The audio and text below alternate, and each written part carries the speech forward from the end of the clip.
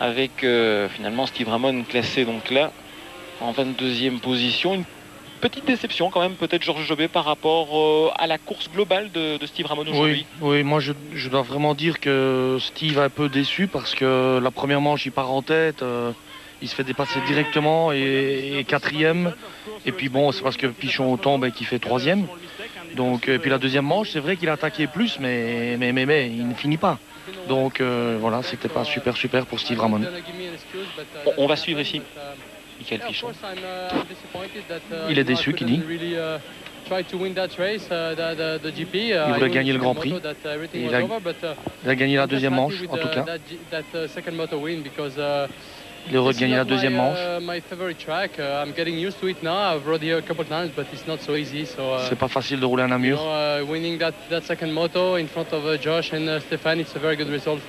Gagner la deuxième manche devant Stéphane, c'est super important. Il remercie tout son team. Et il espère que la prochaine fois, ce sera mieux.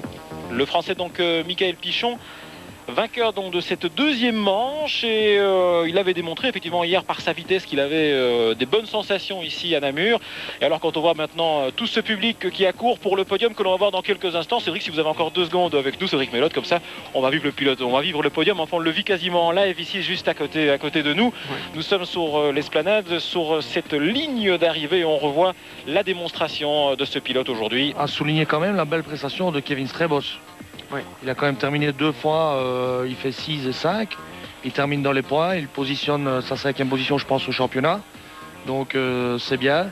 Manik Bervoets qui fait une 8e place en deuxième manche. Je se rappelle qu'il est tombé dans la première. Voici Joshua Coppins, deuxième. Yeah, I'm trying. Everyone's working hard, the team. I want to thank my mechanic and Harry Ainsworth, the boss. Tout le monde travaille dur, son team travaille très dur. Il a essayé de faire son mieux, il a essayé de gagner. Le départ n'était pas très bon, il a essayé de son mieux. Ah, et on sent quand même une déception à la fois dans sa voix, mais dans son attitude, il espérait sans doute mieux. Je pense, oui. Parce que, comme je l'avais dit, je pense que Joshua, c'est un garçon qui travaille beaucoup. Il a une excellente condition physique, et quand il avait refait son avantage, enfin, il avait relié, Michael Pichon, je pensais vraiment qu'il allait l'attaquer. Et puis là, il a eu un petit coup de pompe. Et pour gagner le Grand Prix, bien sûr. Voilà, il avait pu gagner le Grand Prix. Il avait moins de 2 secondes. Ah, voilà, on va suivre Stéphane. Daddy, today I must think you are a happy daddy because you give your son the best present he could expect, even if you had a small crash in the second race.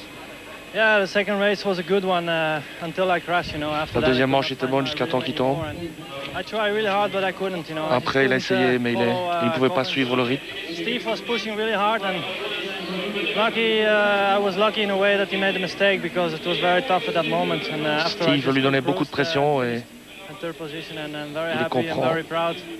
Il est très fier et très content de finir 3e et de gagner ce Grand Prix pour son fils. Ah, très souriant et en même temps, physiquement, on le sent très frais à la sortie de cette manche. Enfin, moi qui le connais un petit peu moins bien que vous, Cédric Melotte. Stéphane disait justement après la première manche qu'il avait eu très dur physiquement, il trouvait la piste vraiment très physique, donc d'entendre de ça de la bouche de Stéphane, c'est que ça veut dire c'est très significatif. Alors là, on regarde donc évidemment au final, le Grand Prix est emporté par Stéphane Everts devant Joshua Coppins et Michael Pichon. Les calculs étaient exacts, Georges, un petit point d'écart entre les 3 premiers. Oui. Et puis on voit pour les autres Belges de Dekar qui est 11e, Tijbers, Bervoets, et puis un petit peu avant on avait Strijbos. Donc finalement, eh bien, c'est un bon week-end qu'on a vécu ici à Namur. Votre planning, juste avant qu'on ne voit le podium et la joie de Stéphane Evers, votre programme dans les prochaines heures, dans les prochains jours, Cédric Melotte, quel sera-t-il? Toujours un complément d'information au point de vue de cette petite douleur sur le dos, et continuer à m'entraîner d'arrache-pied pour revenir comme il se doit pour Geldorf. Peut-être même avant au championnat de Belgique à Orplegrand, mais c'est pas sûr. On va attendre de bien se refaire pour Geldorf et pas louper encore un Grand Prix qui est quand même important pour moi, et terminer aussi les nations si ma condition et si mon physique évolue, voilà, je reviendrai pour les nations. Un Grand Prix des Nations auquel ne participeront pas les États-Unis. Non, Non. ils ne participent pas. Ce qui veut dire que malgré tout, c'est une épine en dehors de la godasse. Oh, et une fameuse.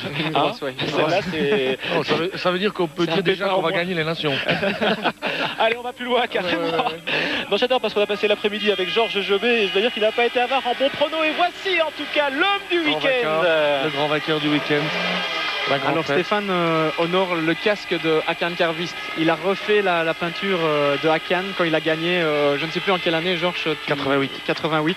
Il a fait la couleur de son casque identiquement comme à l'époque où Hakan roulait en 88. Voilà, hommage effectivement aux ex-champions qui ont suivi certainement aussi avec beaucoup d'attention ce Grand Prix. Tellement d'évolution bien sûr dans les motos sur ces 20-30 dernières années, mais surtout ce qui est important c'est de voir que les noms restent. On avait connu un Evert, c'était Harry, et maintenant on a Stéphane. Véritablement une consécration pour lui au cours de cet après-midi, et il avait déjà tenu en haleine durant toute la semaine. On se demandait s'il allait avoir naissance, s'il n'allait pas avoir naissance, s'il allait à Monaco, s'il n'allait pas aller à Monaco, où il allait être. Puis finalement il est ici parmi nous, ça se passe véritablement très bien. Et la suite donc du podium que nous vivons là avec Michael Pichon, troisième du Grand Prix. Le Français qui donc ne fera pas la passe de 4, au cours de ce week-end. Un dernier petit mot là, c'est comparativement véritablement au fonctionnement. Donc la Citadelle elle est maintenant véritablement aux prises, alors que là on voit Eric Gebours, l'organisateur qui lui aussi est acclamé mais vient donner cette coupe à Joshua Coppins. Le programme maintenant pour tous les mécanos, pour toutes les équipes, ils vont démonter et dès ce soir, dès cette nuit, la Citadelle sera vidée. Une partie en tout cas, peut-être que tous les teams ne rentreront pas ce soir, mais je pense qu'ils vont vider petit par petit la Citadelle, et bon, il y a un trou de 2 grosses semaines maintenant, donc ils vont rentrer tranquillement chez eux. Ok, Au point de base. la belle Stéphane image. est très ému. Hein. Ouais. On voit que Stéphane, il est ému là. Vraiment. Il a le nounours qu'il avait fait les photos avec son petit Liam. Ah ouais, ok. Voilà.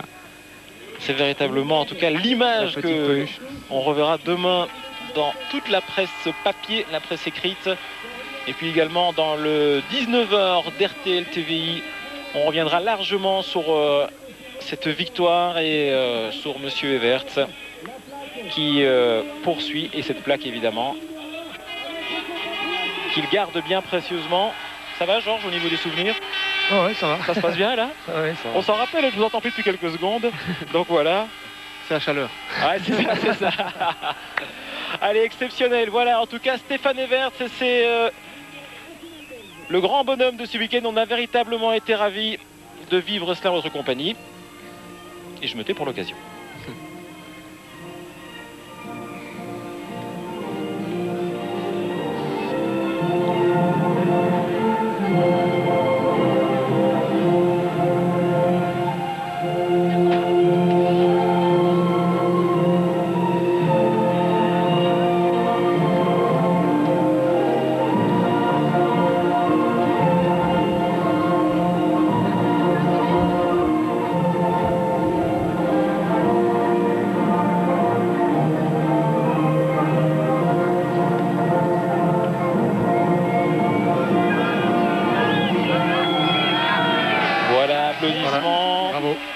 Bravo, grand champion en tout cas. Eh bien, nous avons été ravis de passer cet après-midi en votre compagnie sur Club RTL. Un grand merci à Cédric Melotte de nous avoir tout d'abord fait vibrer sur la piste et puis de nous avoir accompagnés ici sur le grand final. Merci Cédric, à bientôt. De rien. Et en ce qui concerne vous, Georges, vraiment aussi un énorme merci pour toutes vos remarques, tous vos conseils, votre vista par rapport à cette course que vous connaissez bien ici au Grand Prix de la Citadelle. Un grand merci à vous. Ben, moi je suis très heureux, j'ai vraiment passé une très bonne après-midi d'abord de fête, parce que c'était la fête de la moto. Et puis je tiens à remercier Club RTL d'avoir fait ce grand reportage sur le motocross, parce que faut pas oublier que c'est la promotion du sport, et moi je suis vraiment derrière le sport, essayer de le promotionner un maximum, et on doit remercier Club RTL pour tout ce qu'il a fait sur ce week-end. Voilà, et puis il y aura bien sûr d'autres rendez-vous sport moteur sur Club RTL, et puis également dans l'émission moteur, il y aura un retour sur cette compétition. Merci à vous, excellente fin d'après-midi et encore un